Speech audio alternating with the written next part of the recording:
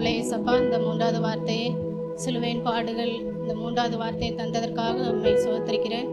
அப்பா பிதாவே, இந்த வார்த்தையை கேட்குற ஒவ்வொரு பெற்றோர்களும் பிள்ளைகளும் அப்பா உமக்கு கீழ்ப்படைந்து உமக்கு முன்பாக வாழ நீங்கள் பரிசுத்தமாய் வாழ உதவி செய்யுங்க. இயேசுவின் மூலம் ஜெபிக்கிறோம். ஜெபங்கேளும் நல்ல தகப்பனே. இந்த வார்த்தையை எனக்கு வாய்ப்பளித்த பாஸ்டருக்கு மனமார்ந்த நன்றியை தெரிவித்துக் கொள்கிறேன். எடுத்துக்கொள்வோம். யோவான் 19ஆம் அதிகாரம் 25 27 முடிய.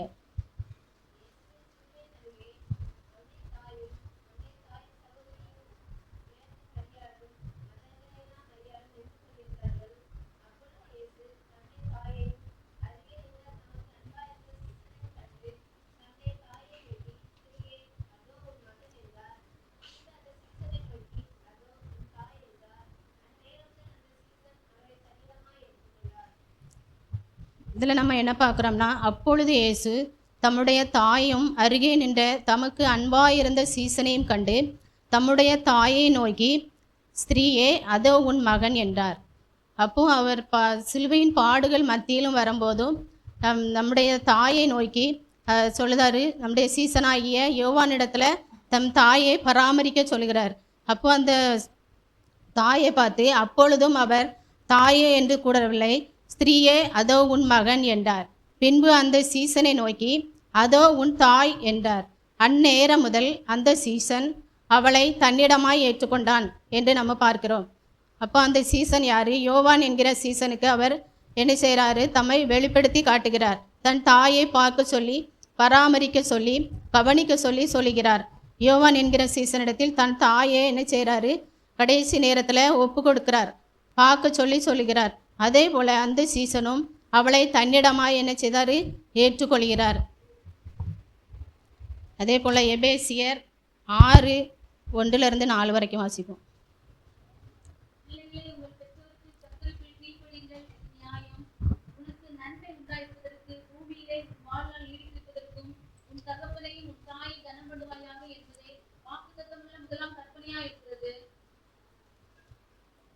பிள்ளைகளே, முதலாவது யாருக்கு கீழ்ப்படியணுமா? முதலாவது உங்கள் பெற்றோருக்கு கீழ்ப்படியுங்கள்.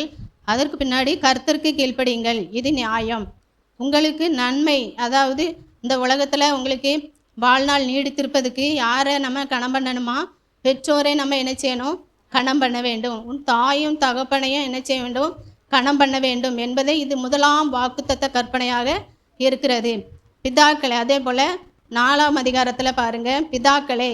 அப்போ பிதாக்கள்னா யாரு? பெற்றோர்களை. நீங்களும் உங்கள் பிள்ளைகளை கோபப்படுத்தாமல் கர்த்தருக்கேற்ற சிச்சையிலும் போதனையிலும் என்ன செய்யணும்? அவர்களை வளர்ப்பீர்களாக. அப்போ சிச்சையிலும் என்ன செய்யணும்? கர்த்தருடைய சிச்சையை சொல்லி, போதனையை சொல்லி அவர்களை என்ன செய்யணும்? வளர்க்கணும். அதே போல் யாத்ராகமம் 20:12.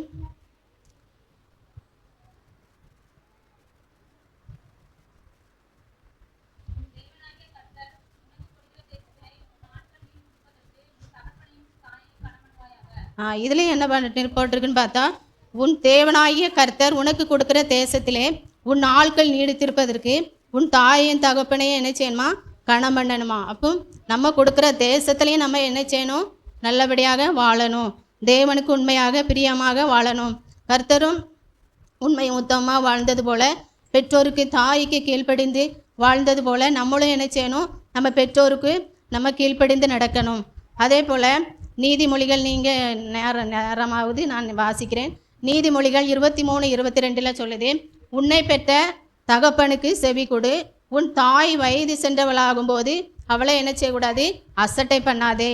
அப்போ நம்ம பெற்ற தகப்பனுக்கு நம்ம என்ன செய்யணும்? மரியாதை கொடுக்கணும். தாய் வயது சென்றாகும்போது அவளை என்ன செய்யக்கூடாது? நம்ம அசட்டை பண்ணக்கூடாது. தாய் என்ன வார்த்தை சொல்கிறாங்களோ நம்ம அதன்படி என்ன செய்யணும்?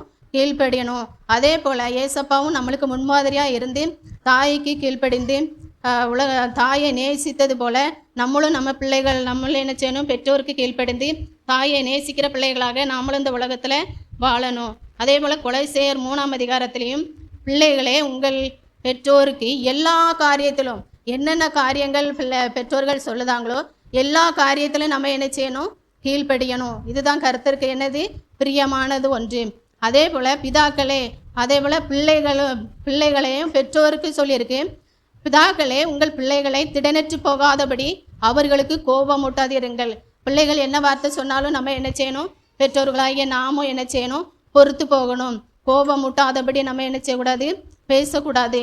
அதே போல் ஏசாயா 45:10 தகப்பனை நோக்கி ஏன் ஜெயினித்தாய் என்றும் தாயை நோக்கி ஏன் பெற்றாய் என்றும் சொல்லுகிறவனுக்கு ஐயோ.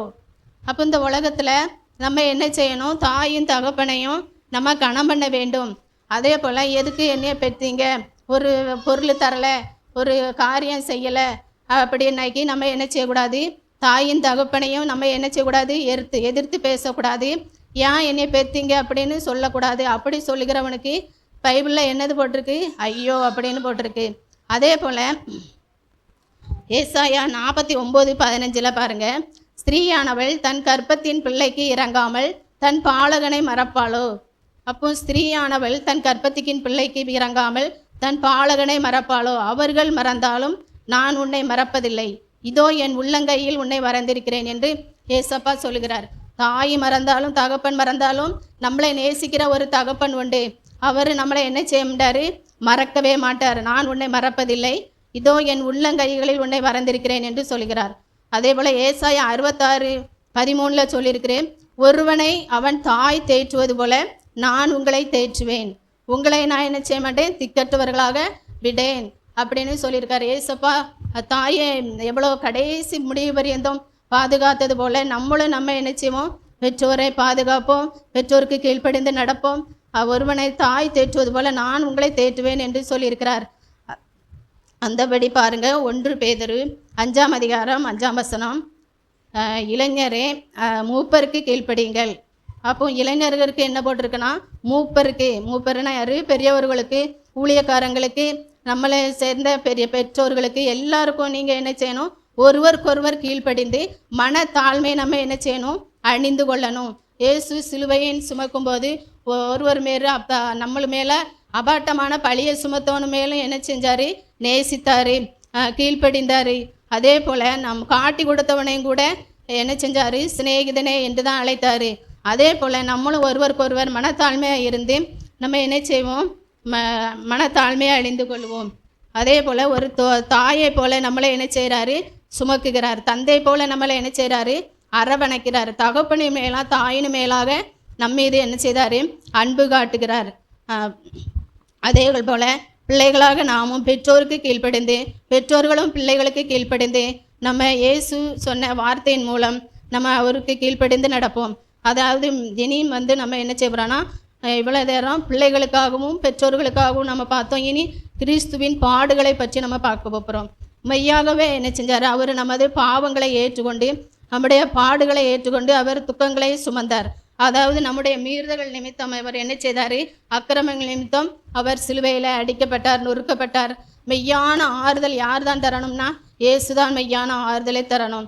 அதே போல் அப்போஸ்தலனாகிய பவுலை நம்ம பார்த்துருக்கோம். எவ்வளோ கஷ்டத்தின் மத்தியிலும் ஊழியத்தின் மத்தியிலும் அவர் ரொம்ப சித்திரவதை பண்ணப்பட்டாங்க, ஜெயிலில் அடைக்கப்பட்டாங்க. ஆனாலும் அவர் என்ன செய்யலை? கிறிஸ்துவின் அன்பை விடவில்லை. கிறிஸ்துவின் அன்பை விட்டு நம்மை பிரிப்பவன் யார் என்று என்ன செய்தார்? ஏசப்பா மேலே பச்சபாதமாய் இருந்தார். அவர் பச்சமாயிருந்தார், பச்சமாய் பேசுகிற தேவனாய் இருந்தார். இயேசுவின் ஆறுதல் என்ன செஞ்சிச்சு? அவருக்கு கிடைத்தது. அதே போல் உலகம் தராத சமாதானத்தையும் ஆறுதலையும் நம்மளுக்கு யார் தான் தரணும்? ஏசப்பா தான் தரணும். பெற்றோர்கள் தர முடியாத ஆறுதலையும் சமாதானத்தையும் நம்மளுக்கு இயேசு தான் தருகிறார். அதே போல் யோவான் 14:18 மறுபடியும் சொல்கிறார், நான் உங்களை திக்கற்றவர்களாக விடேன். அப்போது அவர் என்ன செய்தார்? நம்ம கூட இருந்த அந்த 12 சீசரையும் என்ன செய்தார்? அதில் தான் ஒருவன் காட்டி கொடுத்த யூதாசும் அதில் தான் இருந்தான். ஆனாலும் அவர் என்ன செய்யலை? அந்த சீசனையும் அவர் மறுக்கவில்லை. அப்பொழுதும் அவர் என்ன செய்தார்? சிலுவையில் தொங்குதான அந்த நேரத்திலும் சிநேகிதனே என்று தான் அவர் அழைத்தார். அதே போல் இயேசு ஸ்திரீகளிடத்திலும் சீசனிடத்திலும் அன்பாயிருந்தது போல நம்மளும் தேவனிடத்தில் அன்பாயிருப்போம். இயேசு நேசித்த சீசரையும் ஸ்திரீகளையும் அவர் நேசித்தது போல நம்மளும் நேசிப்போம், ஆறுதலாக இருப்போம். இயேசுவின் ஆறுதலை பின்தொடர்ந்து வருவோம். அவருடைய பிரசன்னத்தை உணர்வுகளாக நாம் இந்த உலகத்திலே காணப்படுவோம், இருப்போம். அவர் பரிசுத்தமாய் வாழ்ந்து நம்மை ஒப்பு கொடுத்தது போல நாமளும் பரிசுத்தமாய் வாழ்ந்து இந்த அன்பின் ஆறுதல், இந்த உலகத்தில் பொல்லாத உலகம், இந்த மாய உலகத்தில் பொல்லாப்பு, அக்கிரமம், மீறுதல் எல்லாம் சுற்றி வருகிறது. ஆனாலும் இயேசு மரண பரியந்தமும் உண்மையாக இருந்தார். தாயை பராமரித்தார், சீசர்களை பாதுகாத்தார், அநேக அற்புதங்கள் அடையாளங்களை செய்தார். நம்மளை காட்டி கொடுத்தவனையும் அவர் குற்றப்படுத்தவில்லை. பிரியமான நேசத்தை, அவருக்கு அன்பை வெளிப்படுத்தி காட்டினார். அதே போல் நாமும் ஒருவருக்கொருவர் அன்பாக இருந்து மனத்தாழ்மையாக இருந்து இயேசுவை போல அணிந்து கொள்வோம். அவருடைய அன்பை அணிந்து கொள்வோம். அவர் நேற்றும் என்றும் மாறாதவராக இருக்கிற தேவனாக இருக்கிறார். அவர் ஒவ்வொருவரும் நம்மளுக்கு ஆறுதல் சொல்லி நம்மளை தைரியப்படுத்துகிற ஒரு தேவனாய் இருக்கிறார், உற்சாகப்படுத்துகிற ஒரு தேவனாய் இருக்கிறார். இந்த உலகத்தில் நம்ம எவ்வளோ பாவங்கள் செய்கிறோம், அதெல்லாம் மன்னித்து நம்முடைய பிள்ளையாக அவர் என்ன செய்கிறாரு, ஏற்றுக்கொள்ளுகிறார். இந்த உலகத்தில் முடிவறிந்தோம், அதாவது மரண முடிவறிந்தோம் அவர் நம்மளோடு ஜீவனை காக்கிறார். அதே போல் அவர் எப்படி பரிசுத்தமாய் வாழ்ந்து இந்த பரலோக ராஜ்யத்தையும் பரலோக வாழ்வையும் சுதந்திரித்து கொண்டாரோ, அதே போல் நாமும் அவரை போல அவர் மூலமாய் அன்பாய் இருப்போம், ஒருவருக்கொருவர் நேசிப்போம், ஒருவருக்கொருவர் சிநேகிப்போம். தாயை எப்படி நேசித்து கடைசி வரை பாதுகாத்தாரோ, ஒரு வார்த்தை பேசாமல் தாயை எதிர்த்து பேசாமல் இருந்தாரோ, அதே போல் நாமளும் பெற்றோருக்கு கீழ்ப்படிந்து பிள்ளைகளுக்கும் கீழ்ப்படிந்து இந்த உலகத்தில் இயேசுவுக்கும் கீழ்ப்படிந்து பரலோக வாழ்வையும் பரலோக ராஜ்யத்தையும் சுதந்திரித்து கொள்ளுவோம். இந்த வார்த்தையை ஆசீர்வதிப்பாராக. ஆமென். தாய்மடியில் தவழுகின்ற குழந்தையை போல தகப்பனே உம்மடியில் சாய்ந்து விட்டேன் நான். தாய்மடியில் தவழுகின்ற குழந்தையை போல தகப்பனே உம்மடியில் சாய்ந்து விட்டேன் நான். கவலை இல்லையே, கலக்கம் இல்லையே, கவலை இல்லையே, கலக்கம் இல்லையே, கர்த்தர் கரம் பிடித்து கொண்டே நான், கர்த்தர் கரம் பிடித்து கொண்டே, எதை குறித்தும் பயம் இல்லையே, எதை குறித்தும் பயம் இல்லையே, என் நேசர் நடத்துகிறே, என் நேசர் நடத்துகிறார். தாய்மடியில் தவழுகின்ற குழந்தையை போல தகப்பனே உம்மடியில் சாய்ந்து விட்டேனா. தாய்மடியில் தவழுகின்ற குழந்தையை போல தகப்பனே உம்மடியில் சாய்ந்து விட்டேனா. நன்மைகள் நினைக்கின்றேன், செய்த நன்மைகள் நினைக்கின்றேன், நன்றியோடு துதிக்கின்றேன், நன்றியோடு துதிக்கின்றேன். கைவிடாத என் நாயனே, என்னை கைவிடாத என் நாயனே, கல்வாரி நாயகனே, என் கல்வாரி நாயகனே. தாய்மடியில் தவழுகின்ற குழந்தையை போல தகப்பனே உம்மடியில் சாய்ந்து விட்டேனா. தாய்மடியில் தவழுகின்ற குழந்தையை போல தகப்பனே உம்மடியில் சாய்ந்து விட்டேனா.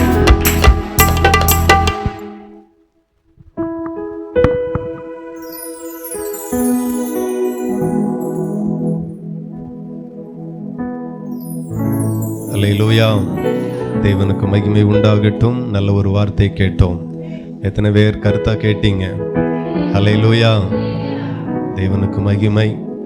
அந்த வார்த்தையில் நீங்கள் கவனித்தீர்களானால் இயேசு கிறிஸ்து சிலுவையில் அறைந்த நிலையில் கூட தாய் தகப்பனை மறக்கவே இல்லை. ஆமேன். தாய் தகப்பனை மறக்கவே இல்லை. சீசனை பார்த்து சொல்லுகிறார், தாயை பார்த்து சொல்லுகிறார், இனி அவன்தான் உனக்கு மகன். அல்லேலூயா. தான் இருந்து செய்ய வேண்டிய கவனிக்க வேண்டிய பொறுப்புகளை எல்லாம் சீசனுக்கு கொடுத்து அவர் ஜீவனை விட்டார். அல்லேலூயா. நம்மள நிறைய பேரை நம்ம பார்க்குறோம். நாம் பலனா ஆரோக்கியமாக இருக்கச்சில கூட நம்ம தாய் தகப்பன்னு கவனிக்கிறது இல்லை. ஆனால் இயேசு சிலுவையில் அறையப்பட்ட நிலையில் கூட தாய்க்கு செய்ய வேண்டியதை, தாய்க்கு செய்கிறதை அவர் மறக்கவே இல்லை. ஆமென். நம்முடைய இயேசு எல்லாவற்றிற்கும் எல்லா சூழ்நிலைகளுக்கும் அவரே நல்ல முன்மாதிரியாக இருக்கிறார். அல்லேலூயா. யாரையோ பார்த்து வாழ தேவையில்லை, இயேசுவை மட்டும் பார்த்து வாழ்ந்தால் போதும், பரலோகத்துக்கு போயிடலாம். கர்த்தர் உங்களை ஆசீர்வதிப்பார். நல்ல ஒரு வார்த்தை.